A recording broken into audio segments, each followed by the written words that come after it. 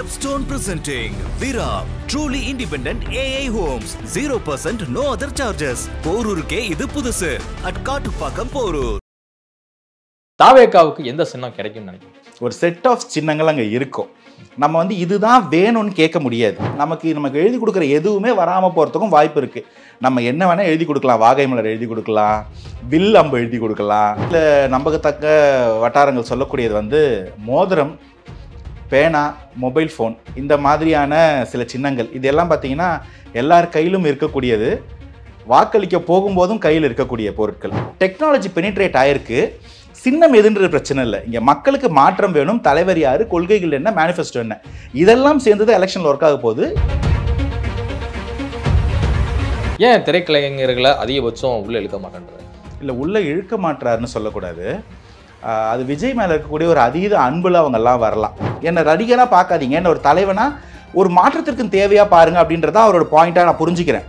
இப்போ திரும்ப நீங்கள் இன்னும் ரசிகர்கள் நிறைய நடிகர்களை சேர்த்து அவங்களுக்கு சின்ன சின்ன ரசிகர் பட்டாளம் ஒன்று சேர்ந்து இது ஓவரால் ஒரு ஸ்டார் நைட் ஃபங்க்ஷன் மாதிரி ஆகிடக்கூடாதுன்னு.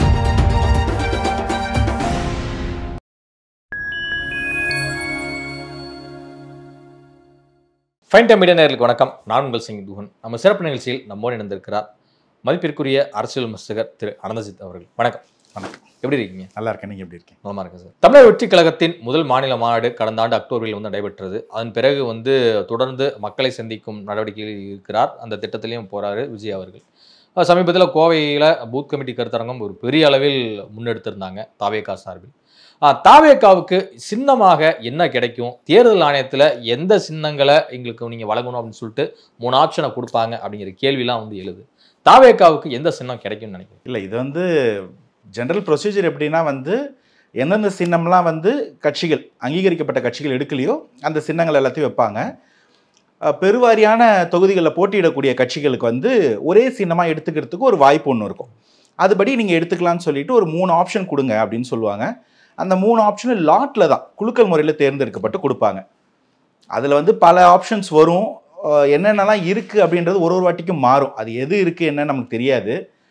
நமக்கு கேள்விப்பட்ட வரைக்கும் சில நம்பகத்தக்க வட்டாரங்கள் சொல்லக்கூடியது வந்து மோதிரம், பேனா, மொபைல் ஃபோன், இந்த மாதிரியான சில சின்னங்கள். இதெல்லாம் பார்த்தீங்கன்னா எல்லார் கையிலும் இருக்கக்கூடியது. வாக்களிக்க போகும்போதும் கையில் இருக்கக்கூடிய பொருட்கள். அந்த மாதிரி ஒரு ஐடியாவில் ஒன்று போகலாம் அப்படின்னு. ரொம்ப ஈஸியாக டக்குன்னு எல்லாம் ரொம்ப ஈஸியாக வணக்கம் சொன்னால் மோதிரம் தெரியும், பேக்கெட்டில் பேனா இருக்கும், மொபைல் ஃபோன் எல்லாத்தையுமே இருக்கக்கூடிய ஒரு பொருள். அதனால் அது இருக்கலாம் அப்படின்னு சொன்னாங்க. அந்த மாதிரி ஒன்று சாய்ஸ் எடுத்தால் நல்ல சாய்ஸாக இருக்கும் அப்படின்னு சொன்னாங்க. சமீபத்தில் ஒரு விஷயம் கேள்விப்பட்டோம், ஆட்டோ வந்து லிஸ்ட்டில் வச்சுருக்கிறாங்க அப்படின்னு. அதுவும் அந்த மாதிரி தான். நம்ம வந்து எங்கே வேணாலும் பார்க்கக்கூடிய ஒரு விஷயம். இந்த மொபைல் ஃபோன், மோதிரம், பேனா வந்து பார்த்திங்கன்னா எந்த ஒரு சங்கத்தையோ ஒரு தொழில் வர்க்கத்தையோ வந்து குறிப்பிடாது. இந்த மொபைல் ஃபோன் வந்து பார்த்திங்கன்னா ஜல்லிக்கட்டு போராட்டத்தில் அந்த ஃப்ளாஷ் லைட் அடித்ததுலேருந்து தான் அது ட்ரெண்ட் ஆனுச்சு.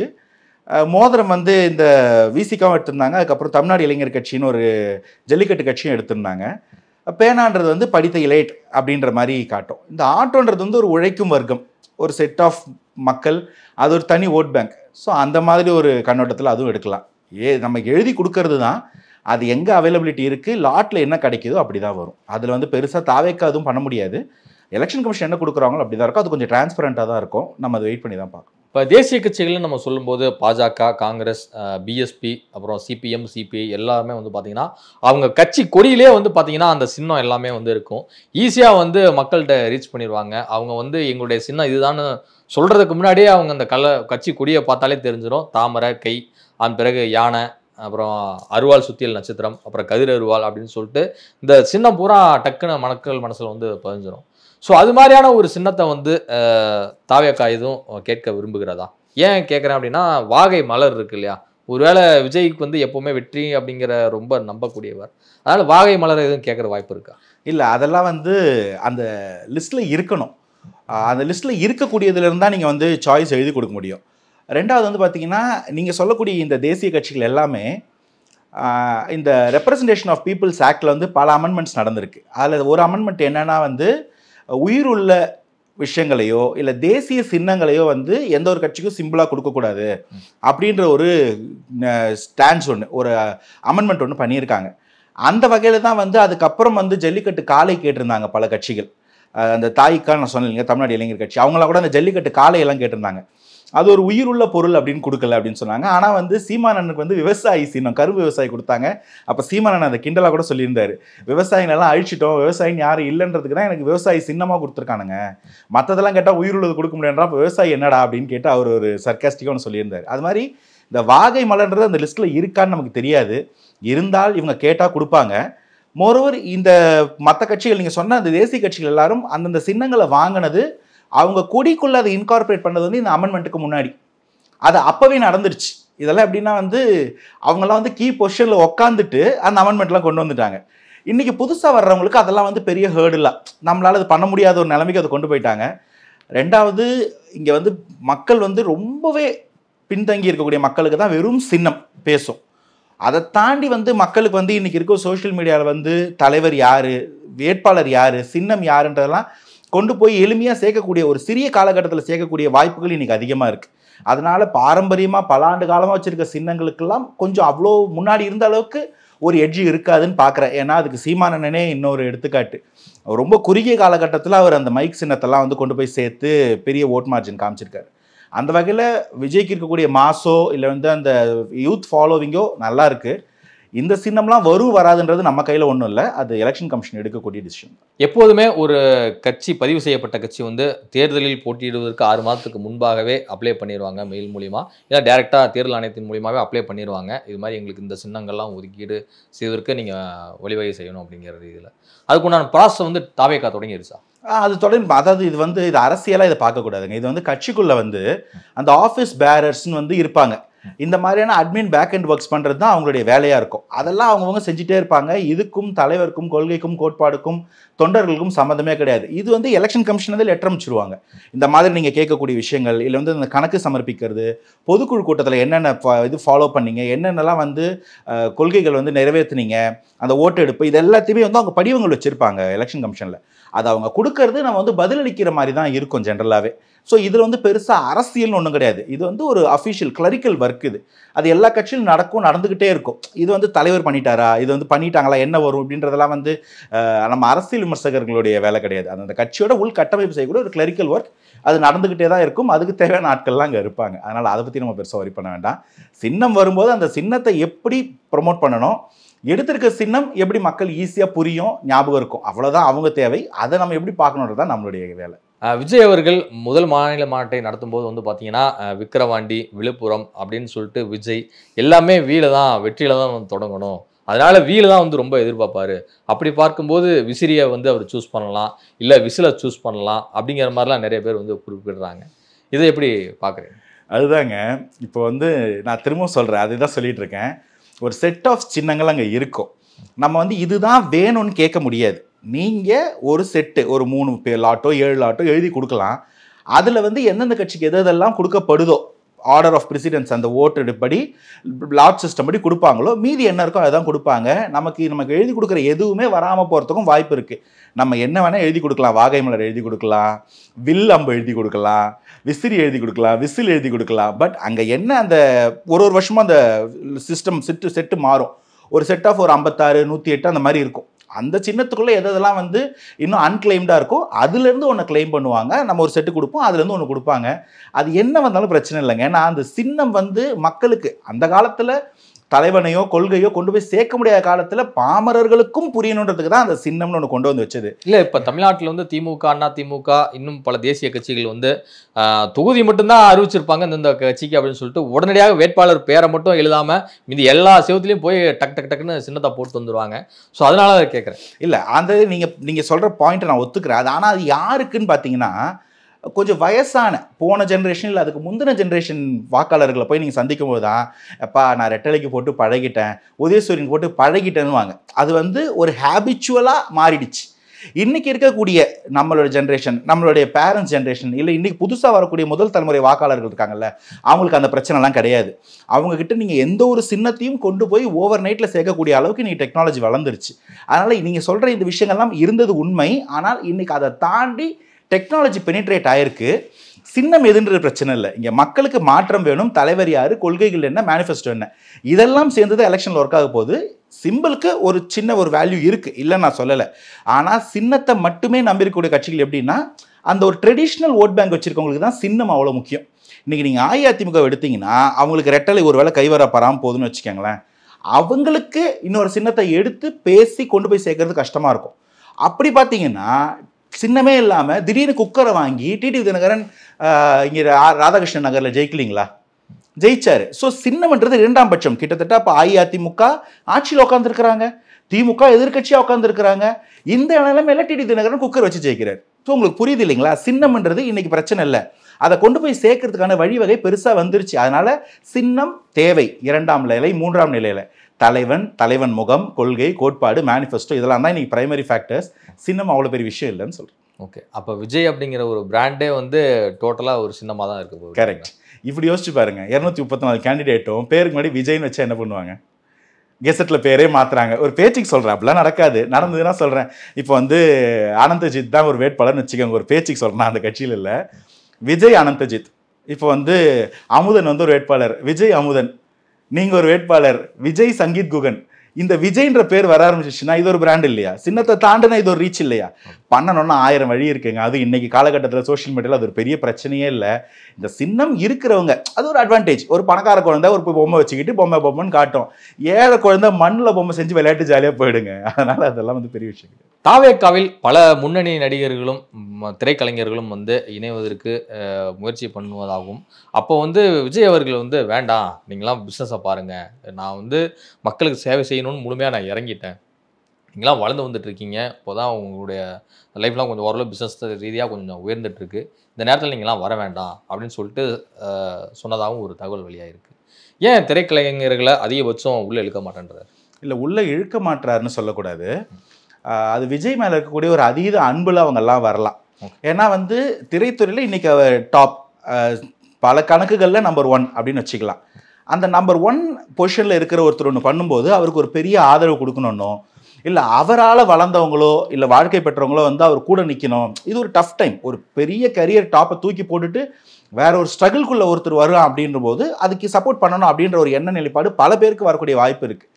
இதனால அவங்களுடைய கெரியர், இப்போ விஜய் வந்து என்ன நினைக்கிறாருன்னா, நான் செட்டில் ஆயிட்டேன், எனக்கு வந்து நான் ஒரு உச்சத்தை அடைஞ்சிட்டேன், எல்லா நல்லதையும் பார்த்துட்டேன், இப்போ நான் அது திருப்பி கொடுக்க வேண்டியது. அந்த கொள்கை பாட்டில் கூட அப்படிதான் வரும், உச்சத்தை அடைந்து கொடுத்ததெல்லாம் திருப்பி கொடுக்கறதுக்கான நேரம் இது அப்படின்னு. அந்த நிலைப்பாட்டில் வர்றவருக்கு பாயிண்ட் வேற. ஆனால் அவர் கூட நடித்தவங்களோ இல்லை அவரை பார்த்து இன்ஸ்பயர் ஆனவங்களோ அவங்களுக்கு போதுமான ஒரு நிலைப்பாடு, வருமானமோ இல்லை செட்டில்மெண்ட்டோ இல்லாமல், இல்லை ஒரு கொள்கை கோட்பாடு இல்லாமல் விஜய்ன்ற கேரிஷ்மா பார்த்து வராங்க அப்படின்னா என்ன ஆகிடும்னா, வருமானத்துக்காக வராங்களோ அப்படின்ற ஒரு கேள்வி வர ஆரம்பிச்சிடும் பப்ளிக்கில். விஜய்க்கு அந்த வருமானம் தேவை கிடையாது, அவர் நல்ல நிலைமையில் இருக்கார். அந்த வருமானத்தை எதிர்நோக்கி வராங்களோன்ற ஒரு கேள்வி மக்கள் மத்தியில் வர வாய்ப்பு உண்டு. ரெண்டாவது, நான் எப்பயுமே சொல்கிற ஒரு பாயிண்ட்டு, எந்த ஒரு விஷயத்தை பண்ணாலும் ஃபோக்கஸ்டாக கான்சன்ட்ரேட்டடாக பண்ணோம், அதுக்கு இருக்கிற மதிப்பு வேறு எதுக்குமே கிடையாது. நீங்கள் வந்து இப்போது ஒரு எதிர்கட்சியை விமர்சிக்கிறீங்க அப்படின்னா, நான் திமுக விமர்சிப்பேன், பாஜக விமர்சிப்பேன், காங்கிரஸை திட்டுவேன், அஇஅதிமுக கேட்பேன், விசிகாவை திட்டுவேன், அதிமுக கேட்பேன்னா உங்களுடைய எதிர்நிலைப்பாடு, உங்களுடைய கேள்விகள் வந்து பல்முறையாக போயிடும். ஒரு இடத்த பர்டிகுலராக டார்கெட் பண்ண முடியாது. இந்த டியூப் லைட்டுக்கும் லேசருக்கும் உள்ள வித்தியாசம் நம்ம பேசியிருக்கோம். அதுபோல் எப்படி திமுக மட்டும் ப்ரிசைஸாக டார்கெட் பண்ணுறாரு, ஏன்னா 26 தேர்தல் மாநில தேர்தல் முதல்வருக்காக ட்ரை பண்ணுறாரு, அப்போ அவங்கள மட்டும் டார்கெட் பண்ணுன்றது புரியுது. அதுபோல் ஒரு பல சின்ன சின்ன நட்சத்திரங்கள் வந்து சேரும்போது அந்த எப்படி ஆகிடும்னா ஒரு ஸ்டார் நைட் மாதிரி ஆகிடும். நம்ம ஏற்கனவே தலைவர் விஜய் வந்து இன்னும் வந்து தளபதியாவோ ஒரு நடிகராவோ பார்க்கக்கூடிய ஒரு நிலை இருக்குது. அவர் இது வேண்டான்னு நினைக்கிறார். அவர் வந்து இது ஒரு கொள்கையா, இது ஒரு கோட்பாடா, மாற்றத்துக்கான ஒரு தேவையா இப்படி பார்க்கணும், என்ன நடிகராக பார்க்காதீங்க, என்ன ஒரு தலைவனா ஒரு மாற்றத்திற்கு தேவையா பாருங்க அப்படின்றத அவரோட பாயிண்டாக நான் புரிஞ்சுக்கிறேன். இப்போ திரும்ப நீங்கள் இன்னும் ரசிகர்கள் நிறைய நடிகர்களை சேர்த்து அவங்களுக்கு சின்ன சின்ன ரசிகர் படம் ஒன்று சேர்ந்து இது ஓவரால் ஒரு ஸ்டார் நைட் ஃபங்க்ஷன் மாதிரி ஆகிடக்கூடாதுன்னு ரெண்டாவது. மூணாவது, இதில் ஒரு விமர்சனம் வரக்கூடிய வாய்ப்பு இருக்குது. பாரு கூத்தாடினா, ஏன்னா வந்து விஜய் தனியாக வரும்போதே கூத்தாடின்ற விமர்சனத்தை வச்சாங்க. நான் கூத்தாடி தாங்க எல்லாத்தையும் பண்ணவங்க மாற்றினவங்கன்னு சொல்லி அவர் அதை எடுத்து உடைச்சிட்டாரு. அன்னையோட அந்த வார்த்தை இல்லை. இன்னைக்கு திரும்ப என்ன ஆகும், 10 நடிகர்களோ துணை நடிகர்களோ உள்ள வரும்போது கூத்தாடி கட்சின்னு ஒரு பிராண்ட் பண்ணுவாங்க. இவங்க வந்து கூத்தடிப்பாங்க, இவங்களுக்கு வந்து அரசியல் புரிதல் கிடையாது, இது வந்து ஒரு நடிகர்களுக்கான இடம் அப்படின்லாம் பிராண்ட் பண்ணுறதுக்கான வாய்ப்பு அதிகம். நான் மக்களுக்கு நல்லது பண்ண வந்திருக்கேன், அந்த மக்களுக்கு நல்லது பண்ணுறதுக்கு நான் போதும், அந்த மக்களை நீங்களும் வந்துடுறீங்க, அதனால் நடக்க வேண்டிய நல்லது நல்லா நடக்கும், நீங்கள் வர்றதுனால ஒன்றும் அடிஷன் கிடையாது, உங்கள் பொழப்பையும் பாருங்கள், இந்த இடத்தோட இம்பார்ட்டன்ஸையும் டைல்யூட் பண்ணிடாமல் இருக்கட்டும் அப்படின்றதா இருக்கலாம். இது எல்லாமே என்னுடைய அனுமானம். அவர் எதனால் வேணான்னு சொல்கிறாருன்னு அவரை தான் கேட்கணும். இப்போ நிறைய பேர் கட்சி ஆரம்பிச்சிருக்காங்க, அரசியல் அரிச்சுவடியே தெரியாமல் வந்து உடனடியாக முதலமைச்சர் ஆகணும் அப்படின்லாம் சொல்லி நினைக்கிறாங்க. அப்படின்னு கடுமையாக விமர்சிச்சிருக்கிறார் முதலமைச்சர் மு க ஸ்டாலின் அவர்கள். இந்த அட்டாக் வந்து டைரக்டா விஜய்க்கானதா? இந்த இடத்துல ஒரு புக் இருக்கு, இது நீங்க போடுவீங்களான்னு தெரியல. இந்த புக்கில் துணை முதல்வராக வந்து ஒருத்தர் அவசரமாக ஆக்கிட்டோமோன்னு இதே முதல்வர் தான் வந்து சங்கடப்பட்டுக்கிட்டு இருக்கிறாராம். துணை முதல்வராக அவசரப்பட்டு ஒருத்தர் ஆக்கிட்டோமோன்னு சங்கடப்பட்டுக்கிட்டு இருக்கிறாராம். எந்த பெரிய ஈவெண்ட்டுக்கும் ப்ராப்பராக வர்றது இல்லைங்களா, அவசரப்பட்டு ஆக்கிட்டோமோ, அப்பாயின்மெண்ட் ஒழுங்காக ஃபாலோ பண்ணுறதில்ல. துணை முதல்வர்னா அதுக்குன்னு ஒரு ப்ரோட்டோகால் இருக்குது, அவர் வர வேண்டிய நேரத்தில் கரெக்டாக வரணும், ஈவெண்ட்லாம் கரெக்டாக நடக்கணும்னு ஒரு எதிர்பார்ப்பு இருக்கும். இப்போ ஒரு நடிகர் இப்படி வந்துட்டாரு அப்படின்னு சொல்கிறது இவரை தான் சொல்கிறார். நீங்கள் வந்து இவர் அவசர அவசரமாக துணை முதல்வர் ஆகிட்டோம், இப்போ 2026 தேர்தலில் உதயநிதி வந்து முதல்வர் வேட்பாளர் நல்லா எதிர்பார்க்குறீங்க, அப்படிலாம் இல்லை, அவசர கதியில் அவர் நான் முதல்வர் வேட்பாளர்லாம் ஆக்க மாட்டேன் அப்படின்னு அவர் உதயநிதி தான் சொல்கிறாரு. நான் சொல்கிறேன் இல்லைன்னு சொல்வீங்களா?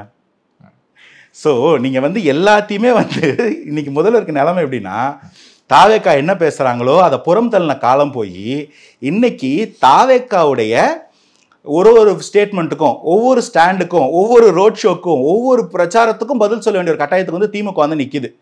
இது எல்லாத்தையும் தாண்டி முதல்வரே இது எல்லாத்தையும் கவுண்டர் பண்ண வேண்டியதாக போயிட்டு இருக்கு. ஆனால் அந்த நிலைமை என்ன ஆகுதுன்னா, அவர் சொல்கிற ஒரு ஸ்டேட்மெண்ட்டும் பின்னாடி சுற்றிக்கிட்டு அவரையோ அவர் மகனையோ அவர் கட்சியையோ பின் பாயிண்ட் பண்ணுற மாதிரி இருக்குது. சொல்லுவாங்க இல்லைங்களா, ஒருத்தர் குற்றம் சாட்டும் போது ஒரு விரல் அவனை காட்டும், 3 விரல் உன்னையே காட்டணும். அது இன்னைக்கு திமுகவுக்கு ரொம்ப நியாயமாக உண்மையாக பொருந்தி வருது. அதனால் இந்த மாதிரி குற்றச்சாட்டுகள் எல்லாம் வந்து புறம் தள்ளிட்டு நியாயமாக ஒருத்தர் போட்டிக்கு வந்திருக்காரு, போட்டியிலையும் அவருக்கு ஒரு எட்ஜு தெரியுதுன்னா அவரை கொள்கையாகவும் மக்கள் மத்தியில் எப்படி வந்து அரசியல் ரீதியாக அந்த ஒரு தார்மீகத்தோடு எதிர்கொள்ளணும், அப்படி எதிர்கொண்டா நல்லாவே இருக்கும். அட்லீஸ்ட் உங்களுக்கு அந்த என்ன சொல்கிறது, உங்களோட நிலைப்பாடு சரியாமல் டைல்யூட் ஆகாமல் அரசியல் எதிரியாக பார்க்கறதுக்கான வாய்ப்பு கிடைக்கும். ரொம்ப பதட்டத்தில் பயத்தில் அவரை ரொம்ப வந்து குற்றம் சாட்டி 10 படியாக வளர்த்து விடாமல் இருந்தால் சரி. அப்போ தாவேக்காவை கண்டு திமுக அச்சப்படுதுன்னு சொல்கிறீங்க? இல்லைன்னு சொல்கிறீங்களா? திமுக வந்து எந்த மாதிரி ஒரு கட்சினாங்க, ஃபவுண்டேஷன் ஸ்ட்ராங்காக அந்த கொள்கையிலேருந்து அந்த கேடர்ஸ்லேருந்து எப்படி ஒரு கட்சி உருவாகணுமோ அப்படி உருவாக்கப்பட்ட கட்சி. இது வந்து எனக்கு தெரிஞ்சு இந்திய துணைக்கண்டத்தை தாண்டியும் பல இடங்களில் ஒரு ரோல் மாடலாக எடுத்து ஸ்டடி மெட்டீரியலாக வச்சுக்கூடிய ஒரு கட்சி திமுகவை நான் சொல்லுவேன். ஏன்னா உருவாக்கப்பட்டது அந்த அளவுக்கு வந்து ஒரு கேர்ஃபுல்லாக ஒவ்வொரு படிநிலையும் ஒரு தீக்கான்ற ஒரு அரசியல் இல்லாத ஒரு இயக்கத்தில் இருந்து உருவாகி பல போராட்டங்களை முன்னெடுத்து சுயமரியாதை பேசி திராவிடம் பேசி ஒரு கட்சியாக உருவாகி அந்த கட்சி இந்த மாதிரி ஒரு புரோட்டோகாலில் ப்ராப்பராக டிஃபைன் பண்ணி வளர்ந்த கட்சி. இது திமுகவுடைய ஒரு ஸ்ட்ராங் பெல்ட். அப்போ ஒருத்தர் எதிர்க்கணும் அப்படின்னா, ஒருத்தர் வராரு அப்படின்னா அவரை வந்து ஈஸியாக கடந்து போகிறதோ புறம் தள்ளுறதோ பூனை கண்ணை மூடிட்டு உலகம் இருந்துடுச்சுன்னு சொல்கிறதோ திமுகவோட ஸ்டைலாக இருக்காது, இருக்கக்கூடாது. அப்படி இருந்ததுன்னா பாதிப்பு அவங்களுக்கு தான். ஸோ அது இல்லாமல் அவங்களுக்கு விஜயுடைய மாஸ் இன்னைக்கு என்ன, பப்ளிக் மத்தியில் வாக்காளர்கள் எப்படி கேபிட்டலைஸ் ஆவாங்கன்றது புரியும். நம்மளை விட அவங்ககிட்ட இன்டெலிஜென்ஸ் ரெக்கார்ட் நல்லாவே இருக்கும். ஒரு தலைவனை பார்க்கறதுக்கு ஒரு ரசிகனோ தொண்டனோ 5 மணி நேரம் 6 மணி நேரம் ரோட்டில் நின்று அவரை பார்க்கறதுக்கு நிற்கிறாங்கன்னா அந்த ரசிகன் வந்து ஒரு 2 மணி நேரம் ஒரு வாக்குச்சாவடியில் ஓட்டு போட மாட்டான்னு நீங்கள் நினைப்பீங்களா? ஸோ அவங்களுக்கு அந்த ஓட் மார்ஜின் காரணமே இல்லாமல் வரத்துக்கான வாய்ப்பு. அதாவது ஒன்று நடத்துறதுன்றது வேற, ஆர்கானிக்காக நடக்கிறதுன்றது வேற. இங்கே ஆர்கானிக்காக ஒன்று நடக்குது. ஸோ இப்போ வந்து நீங்கள் விஜய் அட்ரஸ் பண்ணாமல் புறம் தள்ளிட்டுலாம் போக முடியாதுன்றத முதல்வருடைய இந்த மாதிரி ஸ்டேட்மெண்ட்ஸை வச்சு நான் புரிஞ்சுக்கிறேன். ஸோ அதனால் அவருக்கு முக்கியத்துவம் கொடுக்க வேண்டிய தேவை இருக்குது. அது வந்து காலத்தின் நகர்வில் இன்னும் எவ்வளோக்கு எவ்வளோ முக்கியத்துவம் கொடுக்கணும். இன்றைக்கி ஒரு அந்த சர்வே ஒன்று வந்துருந்துச்சு. அந்த சர்வே நான் பெருசாக நம்மள இருந்தாலும் சொல்கிறேன். ஒரு திமுகவின் ஆதரவு சேனலில் பார்த்தேன்.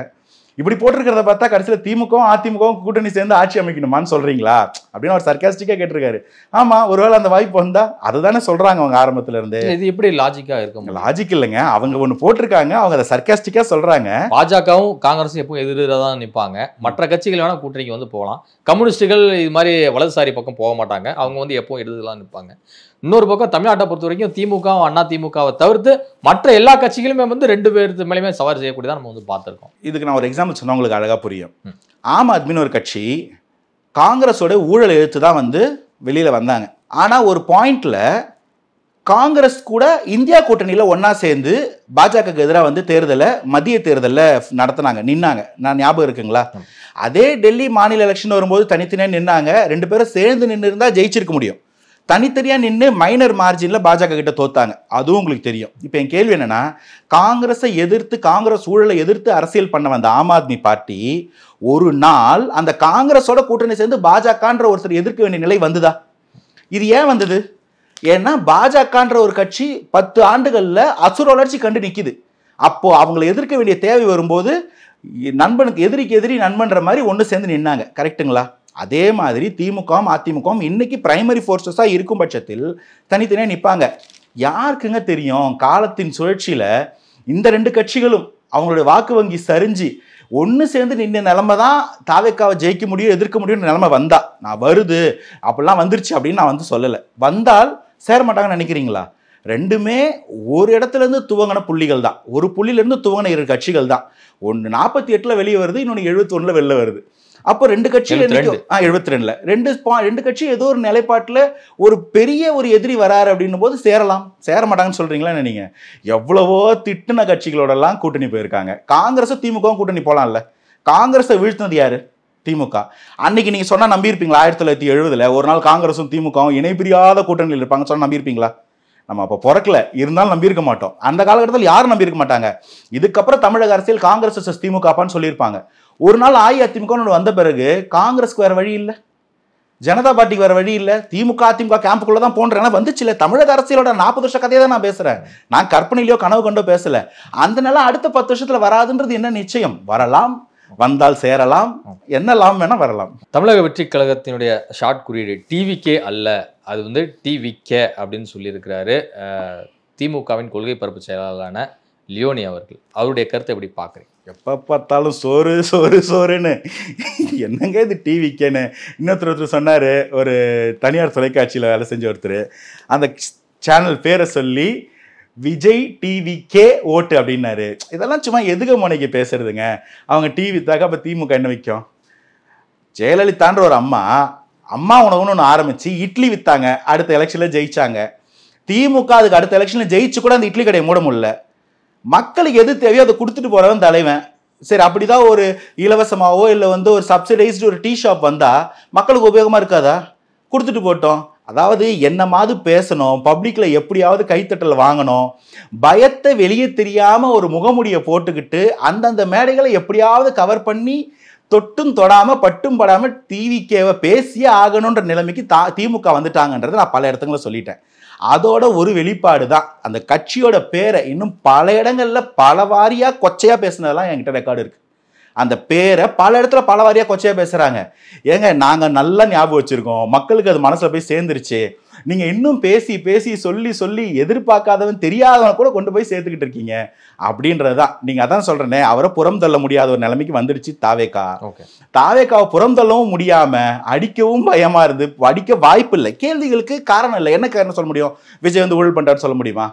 ஸோ அவர் மேலே என்ன குற்றச்சாட்டு வைக்கிறதுன்னு தெரியாமல் என்னமாவது வைக்கணுன்ற ஒரு நிலைமையில இந்த மாதிரிலாம் வந்து பேசிக்கிட்டு இருக்கிறாங்க. அது ஓரளவுக்கு சர்க்காஸ்டிக்காக சிரிப்பார் வரைக்கும் சந்தோஷம்.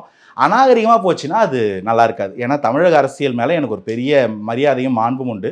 அது கொலையாகாத வகையில் நீங்கள் பேசினா நல்லாயிருக்கும், இல்லாட்டி பதில் அட்டாக் அங்கேருந்து வந்தால் நல்லா இருக்காது இல்லைங்களா? சமீபத்தில் ஒரு செய்தி வெளியாக இருக்குது. என்ன அப்படின்னா, திருமாவர்கள் இந்த முறை கூட்டணியில் இருக்கிறோம், 2026 அதிகபட்ச எண்ணிக்கையிலான ஒரு சீட்டை வந்து வாங்கணும், குறைந்தது இரட்டை இலக்கத்தில் வாங்கணும் அப்படிங்கிற ரீதியில் கேட்டதாகவும், அதற்கு திமுக தலைமை டோட்டலாக மறுத்து விட்டதாகவும் ஒரு தகவல் இருக்குது. இதை எப்படி புரிஞ்சுக்கணும்னு நினைக்கிறீங்க? எத்தனை சீட்டு தான் விசிகாவுக்கு தரப்படும்னு நினைக்கிறீங்க? இல்லை, எத்தனை சீட்டுன்ற நம்பர் நான் சொல்லக்கூடாது, அது தப்பாக போயிடும். ஏன்னா நான் வந்து திருமாண்ணன் விசிகாவோட சாவர்னிட்டியும் மதிக்கிறேன், திமுக ஸ்டாலின் சாரோட சாவர்னிட்டி நான் மதிக்கிறேன். அதனால் அவங்களோட இறையாண்மைக்குள்ளே வார்த்தை விடுறதுக்கு நான் தயார் கிடையாது. ஆனால் விசிகா அதிக சீட்ஸ் வாங்கணுன்றது வந்து அவங்களுடைய தேவை. ஏன்னா அவங்க என்ன சொன்னாங்க? ஆட்சியில் பங்கு. ஆட்சியில் பங்குனா அந்த ஒரு மார்ஜினில் இவங்களால ஆட்சி அமையுதுன்ற ஒரு முக்கியத்துவம் வந்தால் மட்டும்தான் ஆட்சியில் பங்கு நீங்கள் தைரியமாக கேட்க முடியும். ஒரு பேச்சுக்கு ஒரு எக்ஸாம்பிள் சொல்கிறேன்.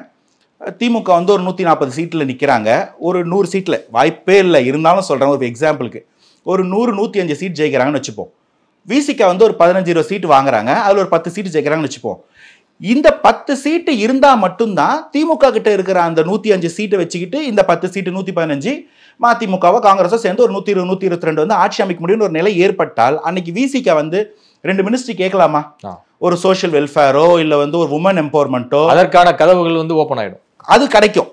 இப்போ திமுக விசிகா 4 சீட்டு வாங்கி 4க்கு 4 ஜெயிச்சு திமுக ஒரு 120 ஜெயிச்சாங்கன்னா விசிகா இருந்தும் இல்லாமலும் திமுக ஆட்சி அமைக்கலாமா?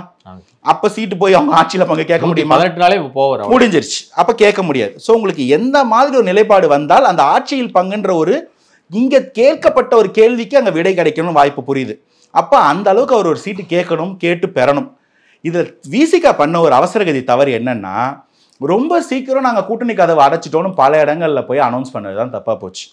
அதுக்கு காரணம் என்னன்னா, எங்க பாமக திமுக கூட்டணிக்குள்ள வந்து தன்னுடைய இருப்பு பாதிக்கப்பட்டுருமோன்ற ஒரு பயத்திலையோ இல்ல விஜய் கூட போறாங்கன்ற ஒரு வதந்தி கிளப்பி அதனால தன்னுடைய இருப்பு பாதிக்கப்படுமோன்ற ஒரு பயத்துல அவசர அவசரமா விஜய் கூப்பிட்டாரு, நான் கதவை சாத்திட்டேன், அதிமுக ஜன்னலை சாத்திட்டேன், அங்க பாஜக இருக்கிறதால அந்த வாய்ப்பே க்ளோஸ் பண்ணிட்டேன், நான் திமுக கூட தான் இருப்பேன், அவரே வந்து ஒரு ஓப்பன் ஸ்டேட்மெண்ட் கொடுத்துட்டாரு.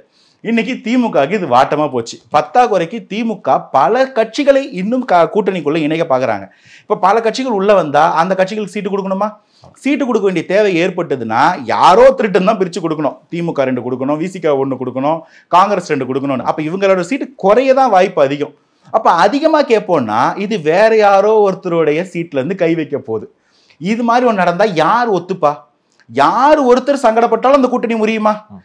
ஒரு படத்துல விஜய் சொல்வாரு, நீ பசி தீர்ந்த பிறகு நீ சாப்பிட்ற இட்லி இன்னொருத்தனுடைய, அந்த மாதிரி இன்னொருத்தனுடைய இட்லியில கை வைக்க போறது இப்ப விசிகான்னா எல்லாரும் இங்க வந்து ஒரு ஒரு என்ன சொல்றது தேவையின் அடிப்படையில் ஒரு கூட்டணியா இருக்கு. நீங்க காங்கிரஸ் வந்து ஒரு 5 சீட்டு வருவீங்க, காங்கிரஸ் கோச்சிக்கிச்சு, என்ன பண்ணுவீங்க? காங்கிரஸ் தாவேக்கா போறதுக்கு வாய்ப்பு இல்லையா? இப்ப சரி விசிகாக நீங்க சீட்டு கேட்கற மாதிரி கொடுக்க முடியலன்னா விசிகா தாவேக்கா கூட போறதுக்கு வாய்ப்பு இல்லையா? இன்னைக்கு வேணான்றாரு, எலெக்ஷன் நெருக்கத்தில் எதுவும் நடக்கலாம், என்ன வேணா நடக்கலாம். அப்போ அந்த மாதிரி ஒரு நிலைப்பாடு வரும்போது திமுக வேற வழி இல்லாம திமுக தன்னுடைய சீட்டுகளை குறைச்சிக்க வேண்டிய காம்ப்ரமைஸ்குள்ள போக வேண்டிய தேவை ஏற்படலாம். அப்படி ஏற்பட்டால் ஏற்கனவே வெற்றிக்கு அது பாதிப்பு ஏற்படுத்தும். பத்தாக்குறைக்கு கட்சிக்குள்ள ஒரு பிரச்சனை ஏற்படுத்தும். துணை முதல்வர் வந்து பல இளைஞர்களுக்கும் மாணவர் அணிக்கும் சீட்டு கேட்டுக்கிட்டு இருக்கிறாராம். இப்போ பெரியவர்கள்லாம் ரிவோட் பண்ணிடுவாங்க. இப்போ கட்சிக்குள்ள எவ்வளவு பெரிய ஒரு ரக்கஸ் கிரியேட் ஆக போது தெரியுதுங்களா? இது எல்லாத்தையும் தாண்டி நின்னா ஜெயிச்சாலுமே அது மைனாரிட்டி ஆட்சியா மாறக்கூட வாய்ப்பு இருக்கு. எவ்வளோ பெரிய ஒரு ப்ரெஷருக்குள்ள இன்னும் விஜய் களத்துக்கே வராம திமுக தள்ளிட்டா இருப்பாருங்க. ஆனா இவங்க இன்னும் திமுக வலிக்கலையே அப்படின்ட்டு பட்டும் போடாம தொட்டும் தொடாம அப்படியே முட்டி கொடுத்துட்டு டிவிகேவை கொள்கையை எதிர்கொள்ளாம டிவிகேன்னு கலாச்சிக்கிட்டு இருக்கிறாங்க. அதான் பிரச்சனை என்னன்னே தெரியாம நிலைமை புரியாம பேசிக்கிட்டு இருக்கிறதா தான் நான் பாக்குறேன். பாப்போம், இன்னும் வரும் நாட்கள் இன்னும் நிறைய காமெடி இருக்கு. இதுவரை உங்களுக்கு உங்களுக்கு நன்றி சார். Thanks for having.